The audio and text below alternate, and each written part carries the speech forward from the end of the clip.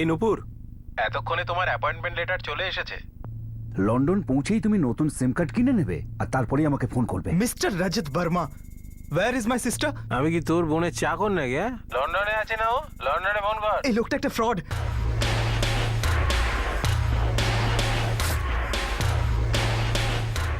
নিয়ে যাও ওকে। রজতের বাড়ি তল্লাশি করে এই দুটো ডেথ সার্টিফিকেট ওর ঘর থেকে পাওয়া গেছে। নূপুর কোথায়? তোর প্যারেন্টস এর মৃত্যু কি করে হলো? ওই দিন কেউ আমার প্যারেন্টসের ডেথ সার্টিফিকেটটা দেখে ফেলেছিল। কিভাবে এক্সপোজ করি আমি তোমাকে? কিভাবে তুমি তোমার মৃত মা বাবাকে বাঁচিয়ে রেখেছো? কিভাবে তুমি সবাইকে বলেছো যে তুমি ইউকেতে সেটেল? কিভাবে বোকা বানিয়েছো সবাইকে? যদি তুই নূপুরকে খুনি করে থাকিস তাহলে লাশটাও নিশ্চয়ই কোথাও লুকিয়েছিস। নূপুর মার্বেলের পিছনে আছে। এমন কোনো মানে নেই যে বাইরে থেকে সুন্দর হলেই সেটা ভিতর থেকে খারাপ হবে না, কিংবা যেটা বাইরে থেকে কুৎসিত লাগে তার ভিতরে কিছুই ভালো থাকতে পারে না। ব্ল্যাক অ্যান্ড হোয়াইট বস্তুর রং হয়, জীবনের নয়।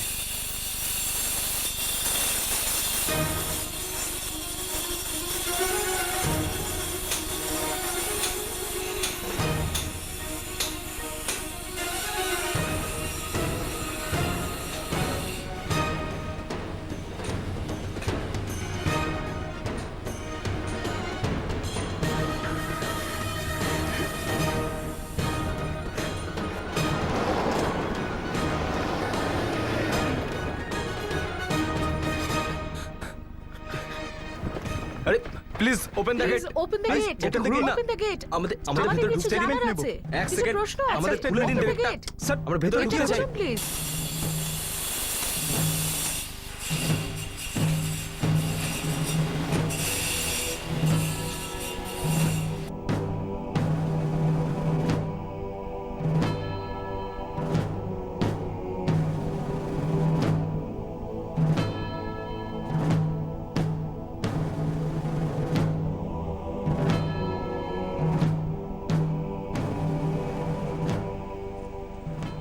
কি করে নিয়ে যাবেন আপনি দাদা? পকেটে করে। একটা অটো ডেকে দাও দাদা। অটো।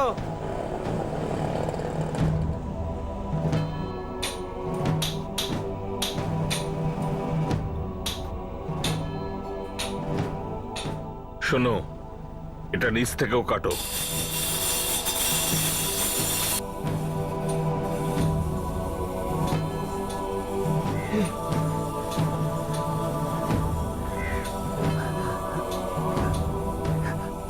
কি করছে ওরা?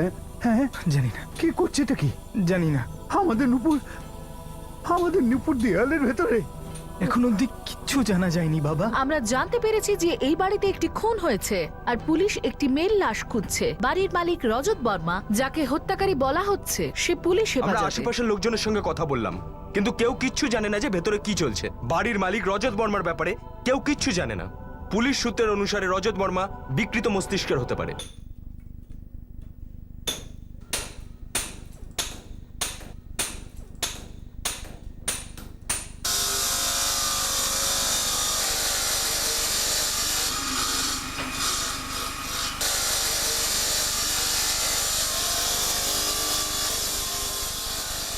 স্যার, আপনার ঠিক কিরকম চাই বলুন?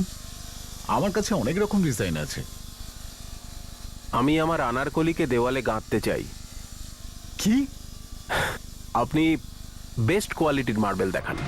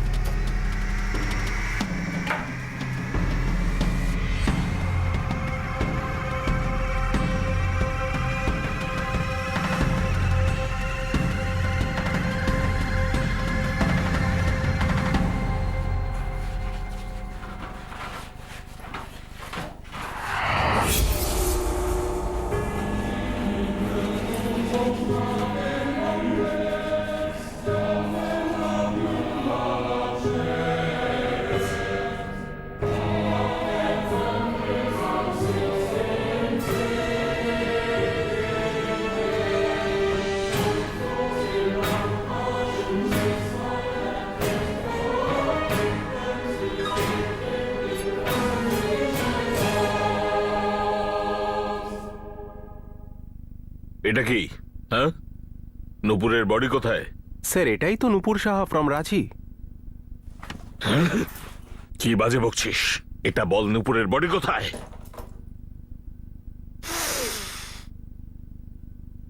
কোনো গন্ধ পাচ্ছেন আপনি? না তো, পাবেনও না। 5 স্টার প্যাকিং করেছিলাম আমি, আর সিমেন্টও একদম ফার্স্ট ক্লাস লাগিয়েছি।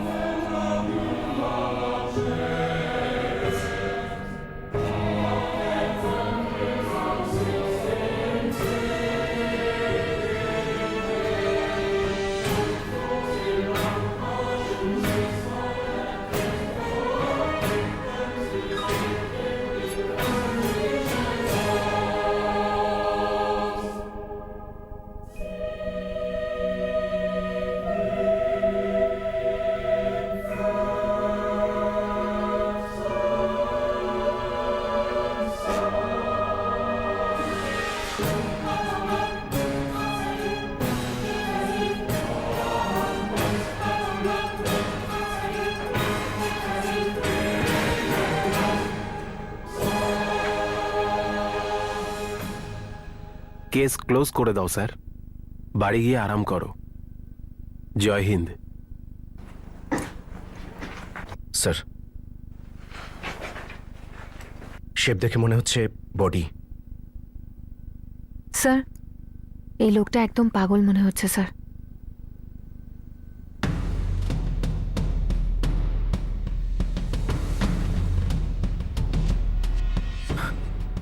সরে যান, আপনারা সরে যান। Excuse me. করবেন না, এই স্যার, জায়গাটা ফাঁকা স্যার, করে দিন। সরে যান, সরে যান। রজত পিছনে বাবা, যান, রজত এদিকে বাবা, আসছেন কেন ওনাকে? সরে যান, সরে যান, সরে যান, আপনার সরে যান। সাথে আপনার সাথে কি সম্পর্ক ছিল না? আমাদের কি সম্পর্ক ছিল? আমাদের উত্তর দিন। আমাদের বলুন, প্রশ্নের আমাদের উত্তর বসে কি দিন। হয়েছিল? আমাদের আমাদের প্রশ্নের উত্তরটা দিন। কেন মারলেন আপনি? প্লিজ আমাদের ডিস্টার্ব করবেন না। কি হয়েছিল আপনার সাথে? প্লিজ আমাদের কথা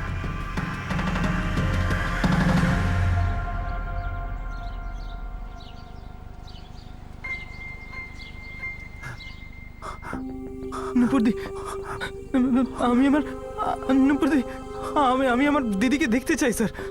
আমি আমার দিদিকে দেখতে চাই। এক্সকিউজ মি স্যার, আমি মারতে পারছি না। এটা কাল না স্যার। আমি বিশ্বাস করতে পারছি না, আমার মেয়েকে মেরে ফেলেছে। দেখি সরে যান। ইনি কে? আপনি আমাদের বলুন স্যার। সাইডে সাইডে। সরে যান আপনারা, সরে যান প্লিজ। ম্যাডাম, আপনি কি এটা বলতে পারবেন যে এই বডিটা নূপুরেরই? দেখুন, এই ব্যাপারে কিছু বলা টু আর্লি হবে। Too early? স্যার, আপনি কি বলছেন এসব? দেখুন এখন কিছু বলতে পারবো না। যখন আমরা জানতে পারবো পুরো ব্যাপারটা কি, তখন আমরা প্রেসকে ডেকে সব বলবো। এখন কিছু তো বলুন ম্যাডাম। আপনারা ওয়েট করুন প্লিজ, ওয়েট করুন আর যেতে দিন প্লিজ। প্রণববাবু, গৌতম, এখনো পর্যন্ত আমরা শিওর নই।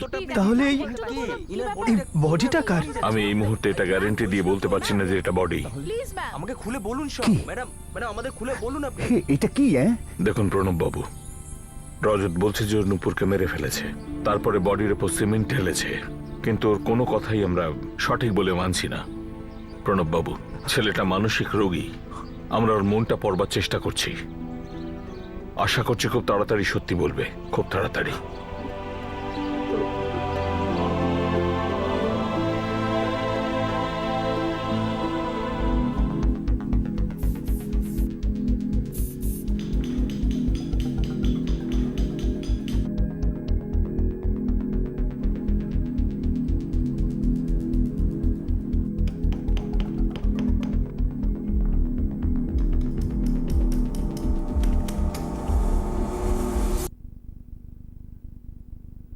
রজত আবার পাগলামো শুরু করেছে, আবার ব্ল্যাক কফি চাইছে।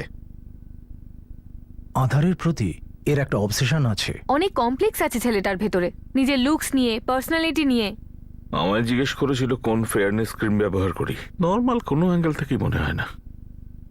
এটা ভেবেই অবাক লাগছে ওর অ্যাবনর্মালিটি কেউ নোটিস করেনি কেন। ওর বাপ মায়ের ব্যাপারে তাড়াতাড়ি খোঁজ করতে হবে। 2014 রজত যাকে বিকানিরের বাড়ি বিক্রি করে, আদিত্যবাবু কাল এখানে পৌঁছচ্ছেন। ভিসা অফিসে আরেকবার চেক করো তো যে রজতের বাপ মা আদৌ স্কটল্যান্ডে সেটেল কিনা। Right sir. রজতের মাসি কণিকা চৌধুরীর সঙ্গেও আর একটু কথা বলা দরকার। স্যার, এই রজত আমাদের সেটাই বলতে চায় যেটা ও জানাতে চায়, কিন্তু আমাদের সেই ব্যাপারটা জানতে হবে যেটা সত্যি। বডি গলে সিমেন্টের সাথে মিশে গেছে, সেটাকে আলাদা করা খুব একটা সহজ কাজ ছিল না, কিন্তু ফাইনালি হয়ে গেছে। আর এটা ক্লিয়ার যে এই বডিটা একজন মহিলার, কিন্তু আমাদের ডিএনএ স্যাম্পল টেস্ট করতে হবে যাতে আমরা কনফার্ম করতে পারি যে এই স্কেলিটন নূপুর সাহার কি না? আমি নূপুরের প্যারেন্টসকে ইনফর্ম করে দিচ্ছি ডিএনএ টেস্টের জন্য।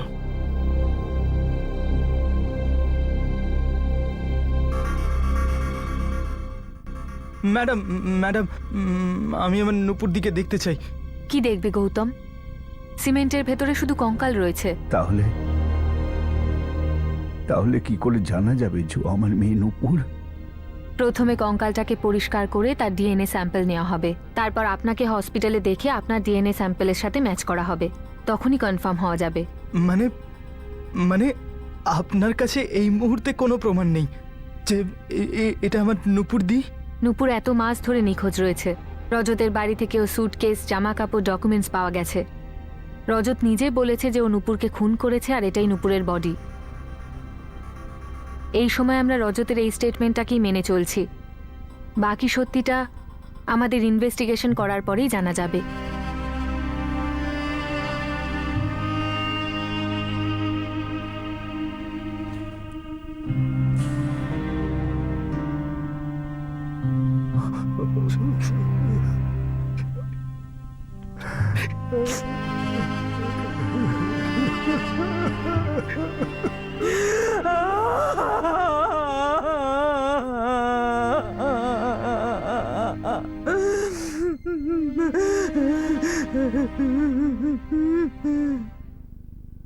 আমি অপেক্ষা করছি রজত।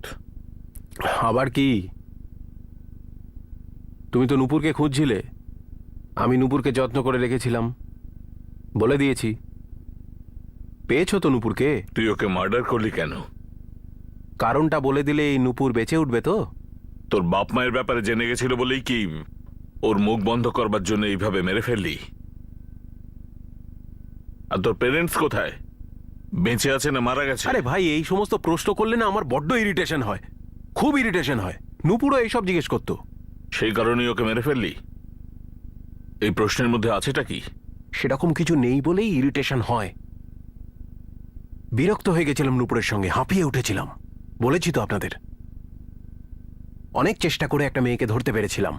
ব্যাস, গল্প শেষ। বিকানিরের বাড়ি তোর পেরেন্টসের নামে ছিল, কি করে বেচলি সেটা? কোনো জালিয়াতি করিনি, সব পেপার ওয়ার্ক পারফেক্ট আছে, চেক করে নিন।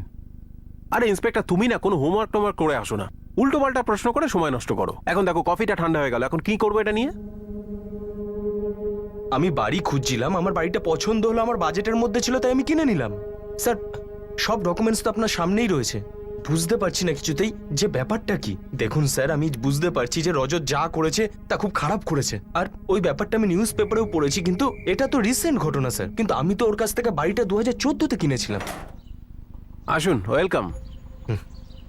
এইটা আমার প্যারেন্টসদের রিটায়ারমেন্ট হোম ছিল বেসিক্যালি, আর আমি লন্ডনে জব করি। এখানে আসার তো প্রশ্নই ওঠে না, তাই এই প্রপার্টিটা রাখার কোনো মানে হয় না। আর যোধপুরে আমাদের অলরেডি একটা বাড়ি আছে, এই দিকটা বাগান।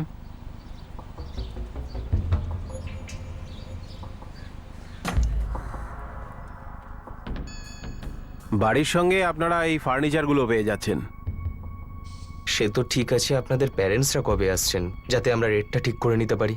না না, ওনারা তো আসতে পারবেন না, ওনারা তো স্কটল্যান্ডে থাকেন। এত ছোট ব্যাপারের জন্য ওনারা ইন্ডিয়াতে আসতে পারবেন না। ওনাদের হয়ে যা কথা আমিই বলবো। আচ্ছা, আর এই বাড়ি তো আপনার প্যারেন্টসের নামে আছে, তাই না? আমার কাছে পাওয়ার অফ অ্যাটর্নি আছে, সব কিছু আছে। আপনি এসব নিয়ে চিন্তা করবেন না। আমার মিসেসের ওই বাড়িটা খুব পছন্দ হয়েছিল, শুধু তার জন্যই আমরা কিনে নিলাম। দেখুন স্যার, সব ডকুমেন্টস তো আপনাদের সামনেই রয়েছে, নোটারাইজেশন আছে, ফ্র্যাঙ্কিন আছে, সবকিছুই তো করা হয়েছে। বড্ড বেশি করা আছে এই ফ্রডটাকে ধামাচাপা দেবার জন্য। স্যার, আমার কিছু মাথায় আসছে না, কিরকম ফ্রড? এখন এই পাওয়ার অফ অ্যাটর্নির পেপারটা দেখুন, এটা 2014-এ ড্র করা হয়েছে, কারেক্ট? হ্যাঁ স্যার, রজত বাড়িটা আমাদেরকে বিক্রি করার আগে নিয়েছিল। কার কাছ থেকে নেয়? নিজের বাপ মায়ের থেকে, যারা 2012-তেই মারা গেছেন। হোয়াট? আমরা ওর পেরেন্টসের ডেথ সার্টিফিকেট পেয়েছি, এই যে। সেই অনুযায়ী ওনারা মারা গেছেন মার্চ 2012-তে, একদিন অন্তর। আবার এগুলো রেজিস্ট্রেশন মিউনিসিপাল কর্পোরেশনও হয়নি। কিন্তু স্যার, এই পাওয়ার অফ অ্যাটর্নির সাথে এটা ইউকে ইন্ডিয়ান এম্বাসির তো এফিডেভিটও আছে, যেখানে এটা মেনশন আছে যে ওরা দুজন স্কটল্যান্ডে থাকতেন। সেটা আমরা ভেরিফাই করছি, তবে আশা করছি সবটাই ফলস বেরোবে। Fake madam, totally 100% fake. No no no, letter head check করার কোনো দরকার নেই। 100% ভুয়ো। সবচেয়ে বড় গিভ অ্যাওয়ে হলো নরেশ আগরওয়াল। আপনাদের মিস্টার রজত বর্মা নরেশ আগরওয়ালকে আমাদের এমবাসির সিনিয়র অফিসার বলেছেন, সাইনও করেছেন। কিন্তু নরেশ আগরওয়াল নামে আমাদের এমবাসিতে কেউ কখনো ছিলই না।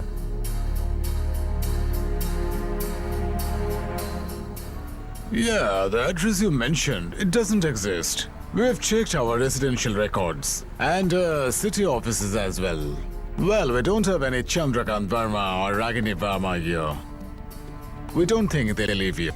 Yeah, the address you mentioned, it doesn't exist. We have checked our residential records and city offices as well. Well, we don't have any Chandrakant Verma or Ragini Verma here. We don't think they live here. আমি আমার দিদির signature চিনি, এটা ওরই। আর যদি না হয় তাহলে রজত অসাধারণ নকল করেছে। রজতের এক্সাক্ট প্রবলেমটা কি? ও অদ্ভুত, অসভ্য। নিজের পার্সোনালিটি নিয়ে প্রবলেম আছে? পার্সোনালিটি নিয়ে? অন্ধকারে থাকতে ভালোবাসে, যথেষ্ট ডিস্টার্বড। হতে পারে ওর মনের ভেতরে রাগ রয়েছে। নাকি এরকম যে রজত চন্দ্রকান্ত আর রাগিনী দেবীর আসল ছেলে নয়, দত্তক নেওয়া। হয়তো ও এটা জানতে পেরেছে, তার জন্য ডিস্টার্বড। না না স্যার, ও ওদেরই সন্তান। যখন দিদির ডেলিভারি হয় তখন আমি নিজে ছিলাম। তাহলে এই রজতের এক্সাক্ট প্রবলেমটা কি? প্রবলেমটা যে কোথায় সেটা জানি না। আপনি শুধু এটা জানার চেষ্টা করুন যে দিদি আর জামাইবাবু কোথায়। ওরা কি স্কটল্যান্ডে? আর যদি না থাকে তাহলে রজত ওদের কোথায় লুকিয়ে রেখেছে? হয়তো বন্দি করে রেখেছে। গত দুদিন খুবই খারাপ ছিল, খুবই খারাপ বলতে পারেন। ননস্টপ হাইপার ছিল রজত। আমাদের ওকে স্ট্রং পিলস জোর করে দিতে হয় ইন্ট্রাভেনাসলি। আমরা রজতের সঙ্গে প্যারেন্টসের ব্যাপারে কথা বলতে চাই। তাদের কোনো চিহ্ন মাত্র নেই, তারা কখনোই ইউকে যাননি, কিন্তু ওনাদের পেনশন ব্যাংকে বরাবর আসছে, যেটা রজত অপারেট করছে। রজত ওদের বিকানিরের বাড়িটাও বেচে দিয়েছে। সমস্ত ডকুমেন্টস ফেক। আপনার সাসপেক্ট আর আমার পেশেন্ট হাইলি এফেক্টেড। ও একটা মেয়েকে শুধু এই কারণে মেরে ফেলেছে কারণ ওর থেকে বোর হয়ে গেছিল। ও একটা এফেক্টেড চরিত্র। ও নূপুর শাহকে ইমপ্রেস করার জন্য, তার বাপ মা তার ভাইকে ধোঁকা দেওয়ার জন্য ডিটেলস একটা স্টোরি লাইন তৈরি করেছে। নিজেকে ওয়েল সেটেলড ইউকেতে বসবাসকারী প্রমাণের জন্য ফেক ডকুমেন্টেশন, ফেক ছবি তৈরি করা, ইন্টারনেট টেলিফোন ইউজ করা, কি না করেছে। তার উপর পুরো পৃথিবী ঘুরেছে। خرب فلد دلايدا لا أقبل سي تكتاز فيومي। শুধু এটা শেখার জন্য যে ইন্টারনেট হ্যাকিং কি করে করা যায়, মডাস অপারেন্ডি কি। হ্যাকিং এর জন্য সেফ ল্যাপটপ কিনতে সারা দুনিয়া ঘুরেছে। ব্যাটারি আর চিপ এক জায়গার আর বাকি পার্টস অন্য জায়গার। আনব্র্যান্ডেড আনরেজিস্টার্ড জিনিস নিয়ে এমন নেটওয়ার্ক বানিয়েছে যেটা ইউকে থেকে রুট হচ্ছে। এসব নূপুরকে ইমপ্রেস করতে গিয়ে করেছে। ওকে একটা মিথ্যে চাকরির প্রলোভন দেখিয়ে এনে খুন করা হয়েছে। এর মাথায় কোনো নিশ্চয়ই ডিফেক্ট আছে, এমন কিছু আছে যেটা ও পায়নি। আমাদের ওর ব্রেনের ভেতর গিয়ে পুরো সিস্টেমটাকে হ্যাক করতে হবে, কিন্তু তার জন্য স্টেবিলাইজ হওয়াটা খুব প্রয়োজন। 2-1 দিন লাগবে, কিন্তু যদি আমরা তাড়াহুড়ো করি ক্ষতিটা আমাদেরই হবে। ডক্টর, দীর্ঘদিন অপেক্ষা করা সম্ভব নয়। একটু রিস্ক তো নিতেই হবে। আমাদের হাতে এই মুহূর্তে একটা লাশ রয়েছে, হতে পারে সেটা নূপুর সাহার। আসলে ডাক্তার বলা উচিত না, তবে বলতে বাধ্য হচ্ছি, রজতের বাপ মাকেও বোধহয় আমরা পাবো না। এই ডেথ সার্টিফিকেটগুলো আমি 2012-তে বানিয়েছিলাম। কেন বানালি? পয়সার দরকার ছিল। আমি খুব জেদি। আমার নিজের কাজটা শেষ করার জন্য অনেক টাকার দরকার ছিল, তাই আমি আমার প্যারেন্টসদের ডেথ সার্টিফিকেট থেকেই কাজটা শুরু করে দিলাম। আমি কয়েকটা সফটওয়্যার ডাউনলোড করেছিলাম, খুব মন দিয়ে শিখেছিলাম, প্র্যাকটিস করেছিলাম, আর বিঙ্গো বানিয়ে দিলাম মা বাবার ডেথ সার্টিফিকেট। কিন্তু আমি শুধু সিগনেচারটাই জাল করেছিলাম। ওকে, সার্টিফিকেটে যে ডাক্তারদের স্ট্যাম্প আছে না, সেগুলো অথেন্টিক, অরিজিনাল, একদম রিয়েল। ডক্টর অম্বরীশ ঠাকুর, চক মার্কেট থেকে 3 নম্বর গলি। উনিও আমাদের যোধপুরেরই লোক। স্যার, আমার অপরাধ স্বীকার করছি, আমি অপরাধী স্যার। আমি শুধু বন্ধুত্বের খাতিরে রজতের পেরেন্টসের ডেথ সার্টিফিকেটে স্ট্যাম্প দিয়ে সই করেছি। তখন আমি এটাও জানতাম না যে ওর বাবা মা আদৌ বেঁচে আছে কিনা। রাবার স্ট্যাম্প লাগিয়ে সাইন তো করতেই পারি, এমন কিছু বড় ব্যাপার না। তাহলে তাই করো মাই ফ্রেন্ড, সারা জীবন কৃতজ্ঞ থাকবো আর পারিশ্রমিকও দেব। তুই ডেথ সার্টিফিকেট দুটো নকল বানালি, আর তোর বাবা মা 2012-তে মারা গেছে, নাকি মারা যাননি? আর মারা গিয়ে না থাকলে এই মুহূর্তে কোথায়? স্যার, এটা তো ম্যাটারই করে না যে ওরা বেঁচে আছেন না মরে গেছেন, কেননা ওদের কাছে তো আমি জন্ম থেকেই মরেই গেছি। কেন? নকল ডকুমেন্ট বানানো, ফরজারি করা, পাওয়ার অফ অ্যাটর্নি বানানো, নকল। এমবাসি থেকে লেটার তৈরি করা এগুলো খুব সহজে হয়ে যায় স্যার। আপনি যেখানে খুশি নিজের নামটা ঢোকাতে পারেন, যেখান থেকে খুশি কারোর নাম কিনতে পারেন, লাইক দিস। এই বিকানেরের বাড়িটা বিক্রি করার ক্ষেত্রে আর এই জাল সার্টিফিকেটগুলো বানানোর ব্যাপারে সাহায্য কে করেছে? কুকুরকে যদি বিস্কুট দেন তাহলে সে সারা জীবনের জন্য পোষ মেনে যাবে, আর বন্ধুকে টাকা দিলেও সেম। ভৌ ভৌ ভৌ। রজত খুব তাড়াতাড়ি নিজের বাড়িটা বেচতে চাইছিল, আমারও খুব খারাপ অবস্থা ছিল, ওর জন্য জালি ডকুমেন্টস বানিয়ে দিয়েছিলাম। কিন্তু আমি একদমই জানি না যে ওর মা বাবা বেঁচে আছে কিনা। ভাই শোন না মিহির, একটা সিগনেচারের জন্য কি আমি স্কটল্যান্ডে যাব ভাই, আর ওরা তো এখানে আসতে পারছে না। ঠিক আছে ভাই, কিন্তু হ্যাঁ এক্সট্রা পয়সা লাগবে এর জন্য। ভাই কাজটা করে দে আমার, আমি বাড়িটা বিক্রি হলেই দিয়ে দেবো। স্যার আমি এক্ষুনি জানতে পারলাম যে ওর মা বাবা স্কটল্যান্ডে আদৌ থাকে না। আর তুই এইমাত্র জানতে পারলি যে লকআপে যাচ্ছিস। স্যার যে কোনো ডকুমেন্ট নকল করা যায়, সব কিছু পাল্টে দেওয়া যায়, কিন্তু কখনো একটা মানুষের শৈশবটা পাল্টে দেওয়া যায়? কখনো কি তার মুখটা পাল্টে দেওয়া যায়? ছোটবেলার কোনো ব্যাপার তোমায় আঘাত করে? তোর সাথে ছোটবেলায় কি হয়েছিল? কিছু করেছিল কেউ তোর সঙ্গে? কিছু বলেছিল তোকে? কখনো তোর বাবা মা তোকে কিছু বলেছে, কিছু করেছে? ইন্সপেক্টর, যদি এই বছর তোমার কোনো প্রমোশন না হয় তাহলে কি তুমি তোমার মুখটাকে দোষ দেবে? না। যদি একটা বাচ্চা পরীক্ষায় কম নাম্বার পায় তাহলে তাকে ভালোবাসা উচিত নয়? তাকে সব কথায় খোঁটা দেওয়া উচিত? তাকে থাপ্পড় মারা উচিত? পুরো দিন স্কুলে তুমি করোটা কি? তোমার কোনো আইডিয়া আছে যে তোমাকে মানুষ করার জন্য আমাদের কি কি করতে হয়? এই ছেলেটা সব বিষয়ে এত লো অ্যাভারেজ কি করে হতে পারে? পড়াশুনোয়, খেলাধুলায়, আরে এমন কি চেহারার দিক থেকেও।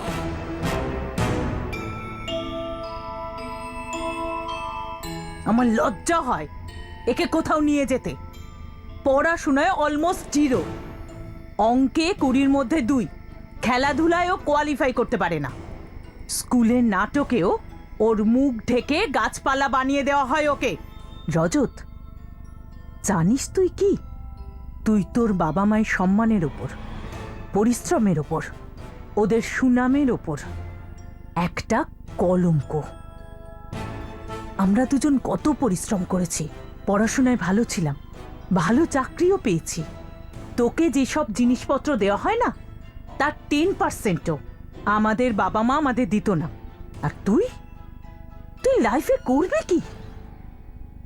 আপনারা তো জানেন পেটের মধ্যে একটা অ্যাপেন্ডিক্স থাকে যেটা শরীরে কোনো কাজে লাগে না।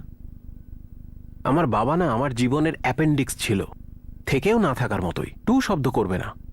মায়ের কথাগুলো চাবুকের মতো বিদ্ধ আমার, কিন্তু কখনো তার জন্য বাবা মাকে কিছু বলেনি। 10 বছরের ছিলাম আমি। অলরেডি আমার মাথার মধ্যে আগ্নেয়গিরি ফুটছিল, আর আমার মা বাবার কাছে আমার জন্য কোনো সময়ই ছিল না। ভেবে দেখুন কি কাজে ব্যস্ত ছিল তারা। অফিসের কাজ। আমার মেসোমশাই কতবার ঢেকুর তুলেছে, কতবার গ্যাস ছেড়েছে, তাই নিয়ে ঘন্টার পর ঘন্টা ডিসকাশন চলতো। আরে আমার প্রবলেমের জন্য কি করে সময় থাকবে কারো কাছে? ইন্সপেক্টর, যদি আপনার ছেলে পরীক্ষায় কম নাম্বার পায় তাহলে তো আপনি এনকারেজ করবেন তাকে বেটার পারফর্ম করার জন্য। আমি সেরকমই মানসিকতার ছেলে ছিলাম। পড়াশোনায় লিমিটেড এবিলিটি ছিল আমার, এরকমই ছিলাম আমি। কিন্তু একটা এনকারেজমেন্ট দরকার হয় ওই থাপ্পড় আর খোঁটার বদলে। তারপর সময়ের সঙ্গে সঙ্গে আমার আমার আমার এই যে চামড়াটা মোটা হতে থাকলো, আর আমি ফোর্জারি এক্সপার্ট হয়ে গেলাম। ছোটবেলার অভিজ্ঞতা এটা আমার। আমার কলেজের নকল মার্কশিটগুলো ওদের বিশ্বাস করাতো যে আমি রোজ কলেজে যাই, পড়াশোনা করি।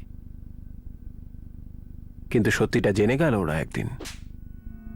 এই গ্র্যাজুয়েশনের ডিগ্রি তো কি মাস্টার্স পিএইচডিও জাল করে নেবে? ভাগ্যিসের প্রফেসরের সঙ্গে আমার রাস্তা দেখা হয়ে গেল। আমি ক্যাজুয়ালি ওকে জিজ্ঞাসা করলাম যে আমার ছেলে কিরকম পারফর্ম করছে ক্লাসে। ওনার কথায় আমি শকড। বললেন যে আপনার ছেলে তো কলেজ ছেড়ে দিয়েছে।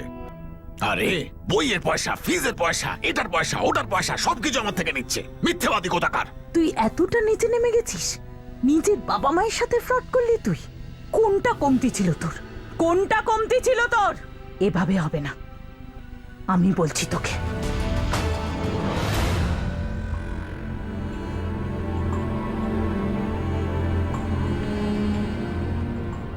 আমার মনে হয় না একে কখনো শোধরানো যাবে।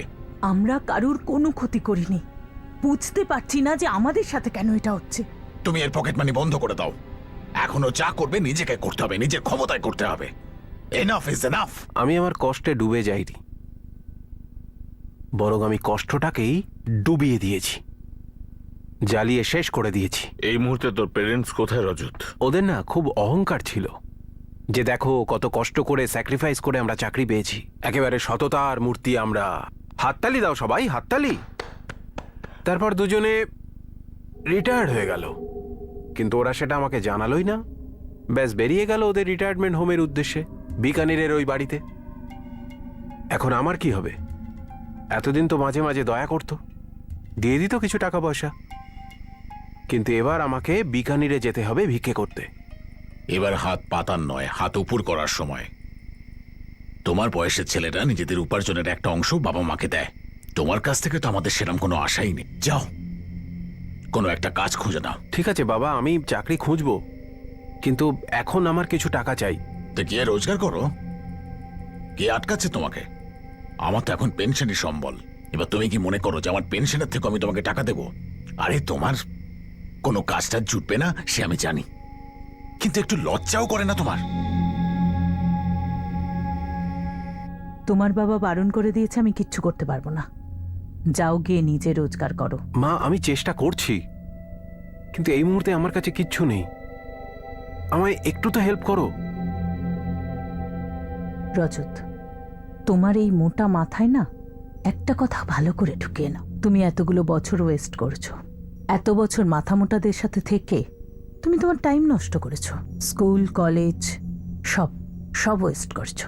যদি তুমি পড়তে, কিছু একটা করতে, নকল মার্কশিট বানিয়ে পেরেন্টসকে যদি না ঠকাতে, তাহলে আজ তোমার সকল দোষ মাফ করে দিতাম। তুমি কিছু একটা হতে পারতে, আর তোমাকে এভাবে ভিক্ষে চাইতে হতো না। যখন যখন টাকা চাইতাম, ওই একই লেকচার যে আমি কিরকম একটা গর্দভ, কিভাবে আমি নিজের জীবনটা নষ্ট করলাম।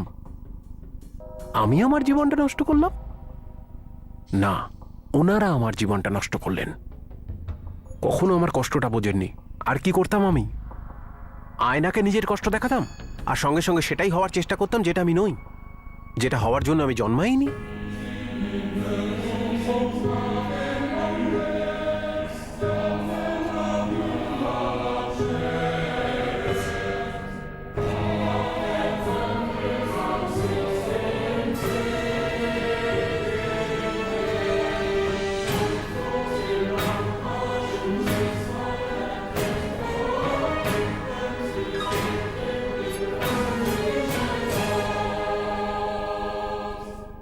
জানেন, মানুষের শরীরে একটা জিনিস থাকে যেটা পোস্টমর্টেম করেও পাওয়া যায় না, কিন্তু তার সাফল্যে সব থেকে জরুরি হয় কনফিডেন্স।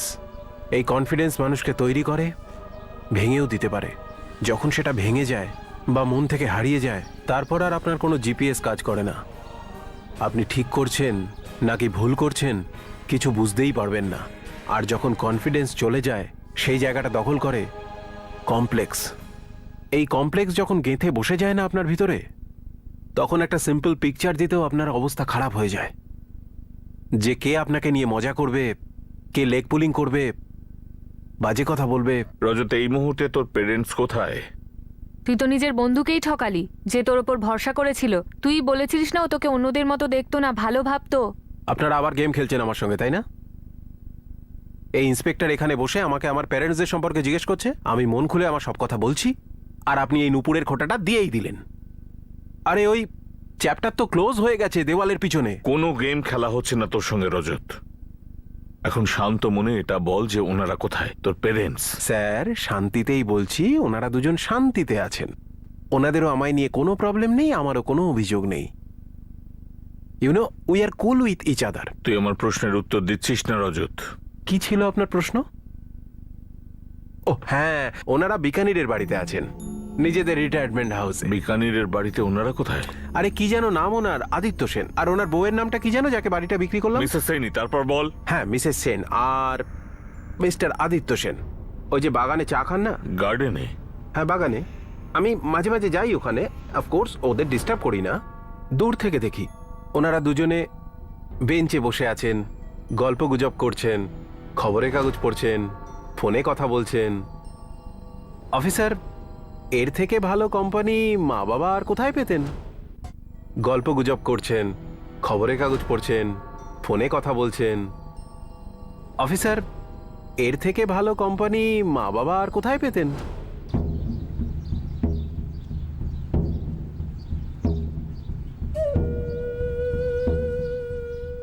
আমার মনে হয় না যে আমার মা বাবা কখনো ওনাদেরকে ডিস্টার্ব করেছেন।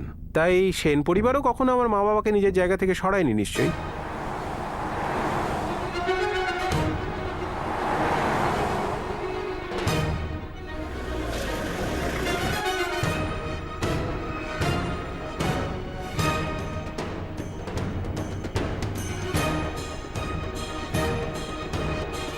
ওনারা দুজন ওখানে আছেন, ওইটার নিচে।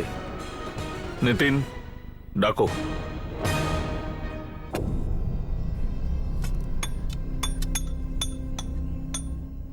হে ভগবান, তুমি এসবের খোঁজ খবর নাওনি? আমি কি করে জানতে পারতাম? আমরা কি অদ্ভুত সব জিনিসের কাছে থাকতাম এত বছর ধরে।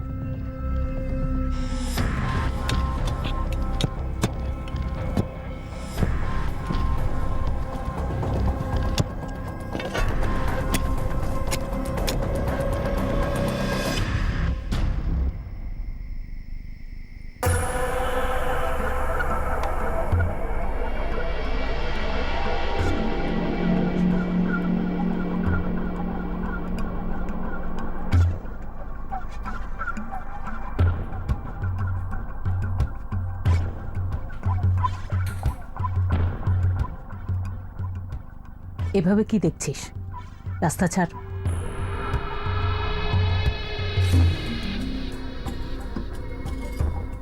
আমি তোমাকে কিচ্ছু দিতে পারবো না রজত। যাও নিজে গিয়ে কিছু একটা করো।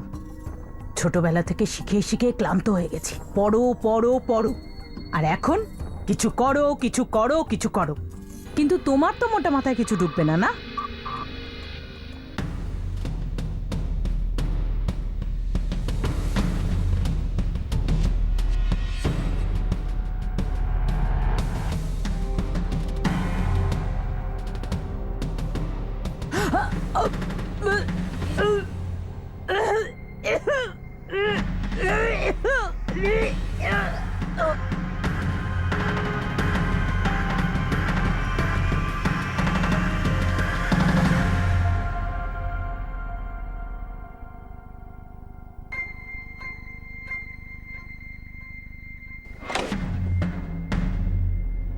জানি আয় আমার।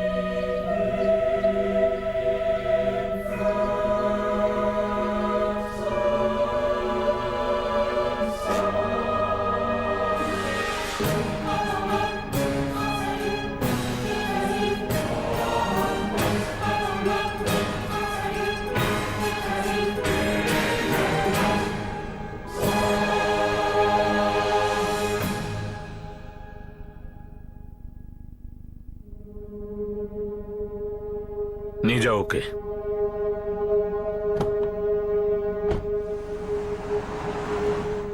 ফরেন্সিক টিম ডাকো। হ্যাঁ, স্যার এই বেঞ্চটার উপর আমরা রোজ বসে চা খেতাম। আমার সব রোজগার এই বাড়িটাকে কেনার পেছনে দিয়ে ফেলেছি। রজত আমাকে বলেছিল যে ওর বাবা মা ইউকেতে সেটেল আছে স্কটল্যান্ডে, আর আমরাও বিশ্বাস করে নিলাম। আমি কি করতাম স্যার? আমার কাছে ওকে বিশ্বাস করা ছাড়া কোনো উপায় ছিল না। অসভ্য তো হয়েই গেছিল, কিন্তু খুনিও হয়ে যাবে, তাও আবার নিজের বাবা মায়ের। এরকমটা কখনো ভাবিনি। আমরা টেনশনে ছিলাম ঠিকই নুপুর দিকে নিয়ে, কিন্তু এরকম কিছু হবে একবারও ভাবিনি। কখনো কখনো কষ্ট হতো যে আমার দিদি আমাকে কেন ফোন করছে না। অনেকবার ডাউটও হয়েছিল যে 5 বছর ধরে কোনো অশান্তি ছাড়াই দিদি আমার সঙ্গে কথা বলছে না কেন। আমার মনে হয়েছিল যে নুপুর দিয়ে আমাদের সঙ্গে সম্পর্ক ভাঙতে চায়, ও চেঞ্জ হয়ে গেছে।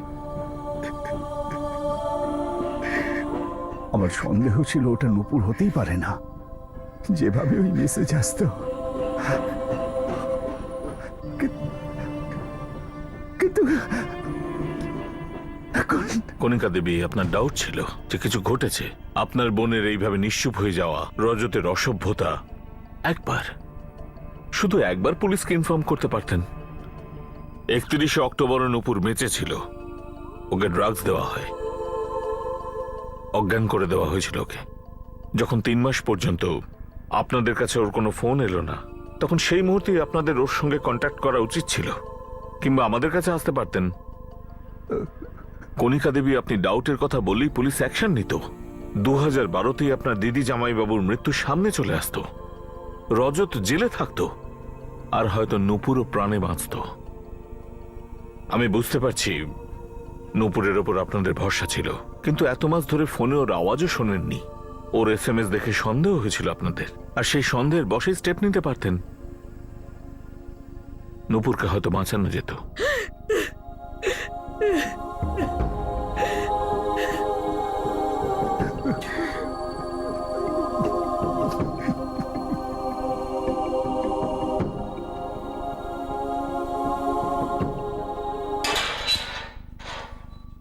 সবকিছু শেষ হয়ে গেছে রজত, এখন দীর্ঘদিন ধরে অন্ধকারে জীবনযাপন করবি, কিন্তু এই কেসে আমার একটু আলো চাই। সেই আসল কারণটা বল, যে কারণে তুই তোর বাপ মাকে মারলি। আমি জানি না। তোর কি মনে হয় তুই সেই একমাত্র ছেলে, ইউনিক, যার বাপ মা কঠোর ছিল? আমার জানা নেই মা বাবার কেমন হওয়া উচিত, আপনি বলে দিন।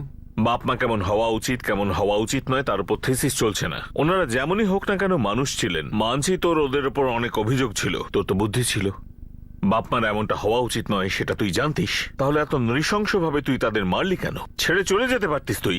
যে পরিশ্রম তুই এই অপরাধ করতে দেখালি, সেই পরিশ্রম, সেই ট্যালেন্ট নিজের জীবন তৈরি করতে দেখাতে পারতিস। আর নূপুর কি খারাপ ব্যবহার করেছিল তোর সঙ্গে? শুধু তো ভালোই বেসেছিল তোকে। ও আমাকে কি করে ভালোবাসতে পারে? আমাকে কেউ ভালোবাসতে পারে না। আরে ও তো লন্ডনের মোহে ছিল, আমি তো একটা মিডিয়াম ছিলাম। আমার কাছে এটা ক্লিয়ার ছিল যে ওর মনে আমি নেই। হয়তো সেখানে রবি ছিল, ওর এক্স, কিংবা কোনো ওয়াই কিংবা জেড, কিন্তু আমি ছিলাম না। জবরদস্তি করে একটা সন্দেহ তৈরি করেছিস তুই। ধোঁকা ও তোকে নয়, তুই ওকে দিয়েছিস। খুনটা ও তোকে নয়, তুই ওকে করেছিস।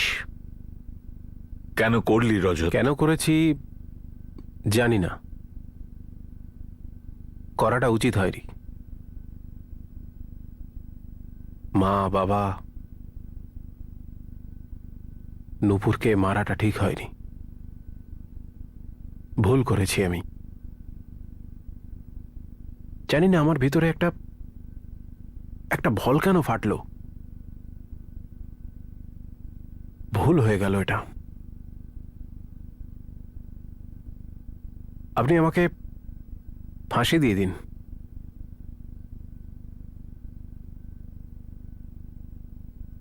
হ্যাঁ, সত্যি সত্যি, আপনি ফাঁসি দিয়ে দিন।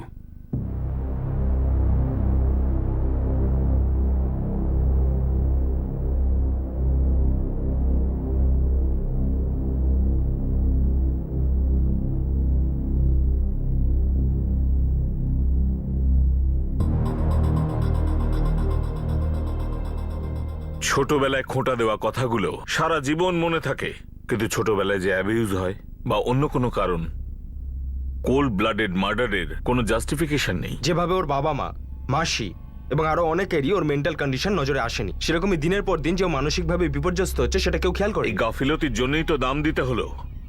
যদি ছোটবেলাতেই ওর মেন্টাল প্রবলেমটা ধরা পড়তো, তাহলে ওর বাপ মা দুজনেই বেঁচে থাকতো। যৌবনে ওর জালিয়াতিটা ধরা পড়লে ডেফিনেটলি নূপুরকেও বাঁচানো যেত।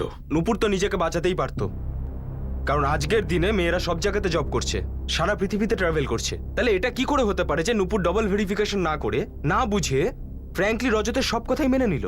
এতটা অন্ধবিশ্বাস এক্সট্রিম মনে হচ্ছে, বোকামি স্যার। ঠিক বলেছ, কিন্তু এইরকম এক্সট্রিম ব্যবহার এবং তার পরিণাম পাবলিককে সূচিত করে যে কোনো জিনিসের ফেস ভ্যালুতে না যেতে, বরং সব জিনিসকে ভেরিফাই করা উচিত। জানো কি, যেদিন সুনামি হয়েছিল তার ঠিক একদিন আগে জঙ্গলের সমস্ত প্রাণীরা উঁচু জায়গায় নিজেদের সরিয়ে ফেলেছিল। কেন? কারণ তারা অনুভব করেছিল প্রকৃতির ইশারার প্রতি সেন্সিটিভ ছিল। অপরাধের সুনামি একটা নয়, অনেক সংকেত দেয়, হওয়ার আগে এবং হওয়ার সময়। শুধু সেটা বুঝে ধরতে হবে। জীবন আর মৃত্যুর প্রশ্ন যেখানে। For more updates, subscribe to our channel, click the show links and enjoy watching the videos.